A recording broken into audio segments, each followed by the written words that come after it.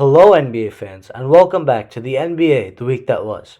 Just as last episode, this episode will be an in-depth analysis of one NBA team.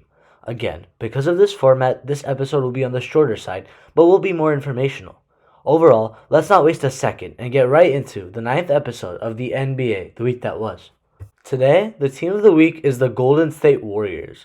The Warriors began a dynasty in the 2014-2015 NBA season when Stephen Curry revolutionized basketball, and the Warriors defeated LeBron James and the Cavaliers in 6 games. In the next 4 seasons, the recruitment of Kevin Durant brought the Warriors 2 more rings, and the balance of power always seemed to be tilted towards the Warriors.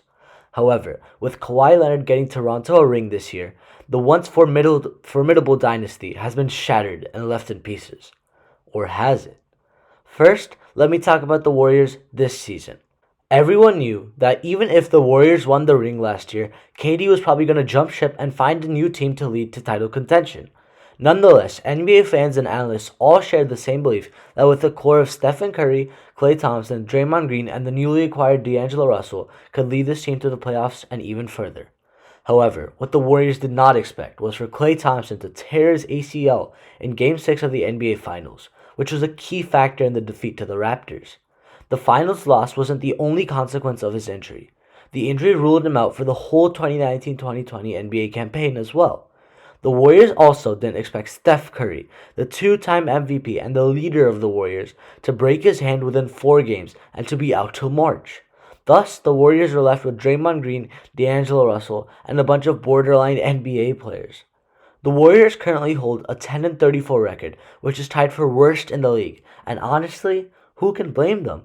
If on nights Draymond Green or D'Angelo Russell is out, which has happened quite often this year, you have to start players like Kai Bowman, Damian Lee, and Alec Burks.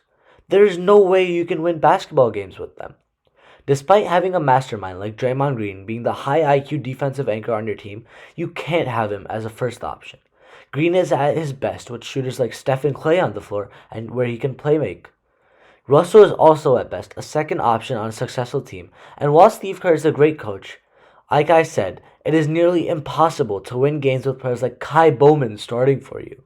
Despite the Warriors' horrid situation this year, it could turn out to be a blessing in disguise. Similar to the Warriors, back in the 90s, the Spurs were also forming a dynasty. One year, things didn't go too well for them, and in spite of having David Robinson on the roster, they ended up with the first pick due to their horrible record. With that pick, they selected Tim Duncan, the man who led them to 5 championships in 20 years. The Warriors are very likely to fall in a similar scenario. With their bad record this year, they will be guaranteed a top 5 pick. With this high draft pick, Golden State will have the ability to add a player like LaMelo Ball, Anthony Edwards, or James Wiseman from college. If you add the player they draft along with a healthy and refreshed Golden State lineup, we might be slotting the Warriors in as potential 2020-21 NBA champions. And with that, we wrap up the 9th episode of the NBA The Week That Was. If you enjoyed this video, please like and comment down below, and if this is your first time tuning into the series, please subscribe down below. I'll catch you guys next week on the NBA The Week That Was. See ya!